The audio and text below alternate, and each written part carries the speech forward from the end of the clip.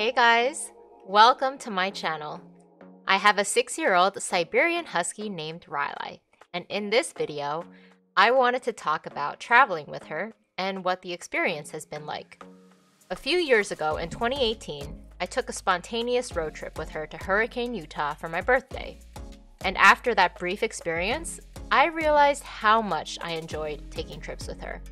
We stayed in an Airbnb that was an A-frame cabin that had a beautiful view of the surrounding mountains, and although it had great views, it didn't have running water and the time of year was very windy. Visiting Zion National Park was a guarantee, and we mainly drove through for pictures and walked a short pet-friendly trail near the parking lot. With such an open and peaceful outdoor relaxation area, I just had to take advantage of it with her. This was my very first trip, so I learned that driving 7 hours one way just to stay 2 nights is definitely not enough.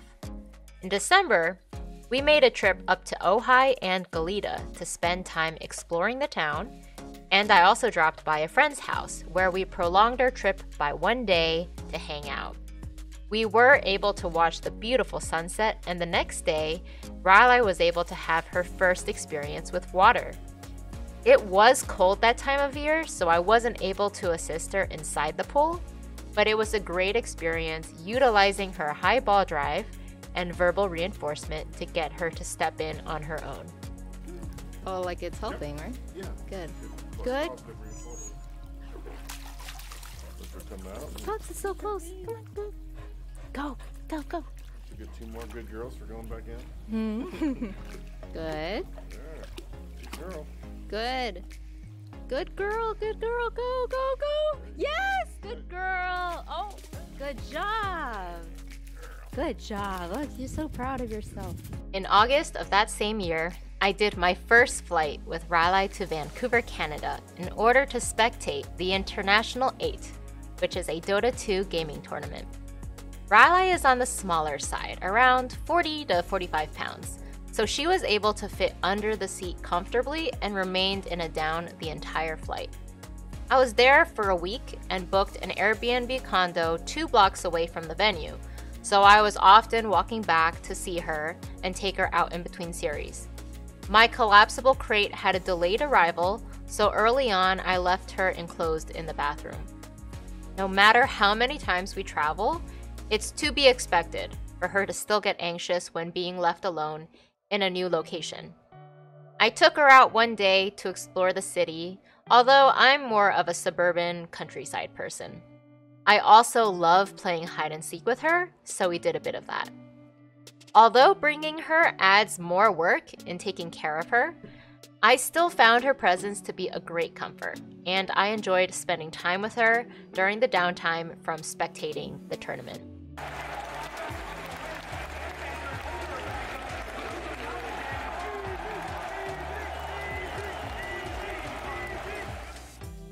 Next up, in April of 2019, we made a trip to Albuquerque, New Mexico, for several days, and along the way, I stopped by Meow Wolf, which is an explorable art experience in Santa Fe.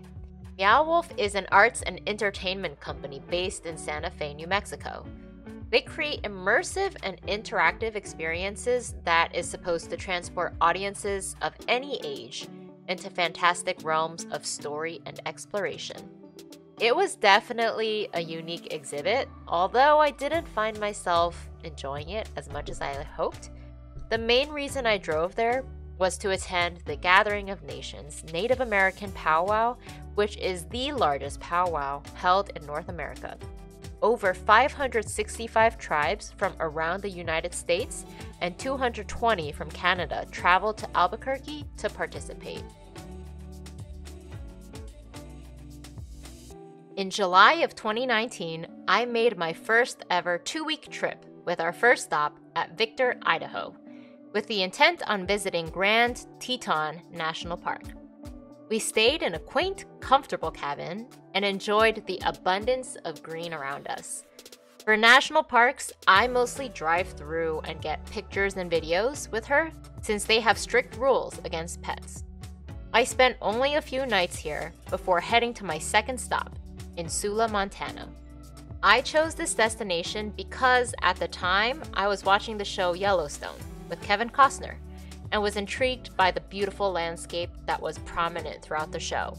We stayed in a huge cabin, and I brought her kayaking for our first ever water activity together. The peace and beauty floating down the river with her while the mountains encompassed us was unmatched. As usual, with the abundance of space out there, I had to play fetch with her. Our last stop on this trip was to the incredible Glacier National Park. Glacier National Park is without a doubt one of the most beautiful places I've ever been. There were so many things to explore, and I had to find a balance between doing my own thing and doing activities with Rylai. During our drive through, I found a river where she was able to get more practice swimming.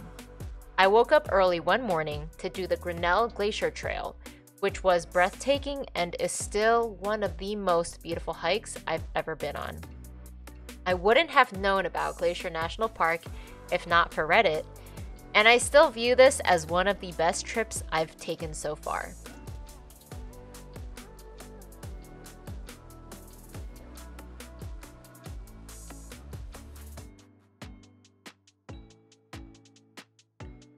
In April of 2021, we did another 2-week trip with our first stop at Palisade, Colorado.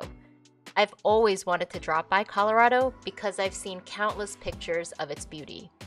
We stopped by Rifle Falls State Park early in the morning and also visited the Colorado National Monument.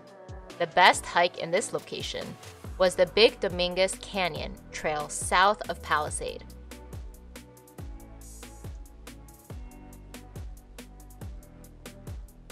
Afterwards, we stopped over at Yellowstone National Park, and since it was earlier in the season, there was still a lot of snow and many trails were closed. I had stopped over at Casper, Wyoming first before deciding to change my plans to Yellowstone. I didn't take as much footage of Rylai as I liked during the stop, but because of traveling alone, I was exhausted from all the driving.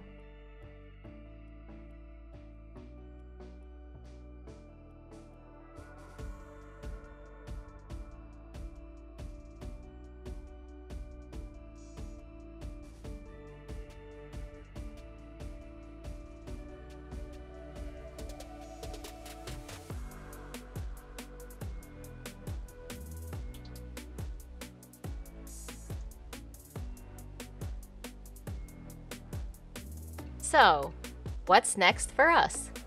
Planning for 2022 is already underway with a 1-week trip planned in early April to Austin, Texas. Stay tuned.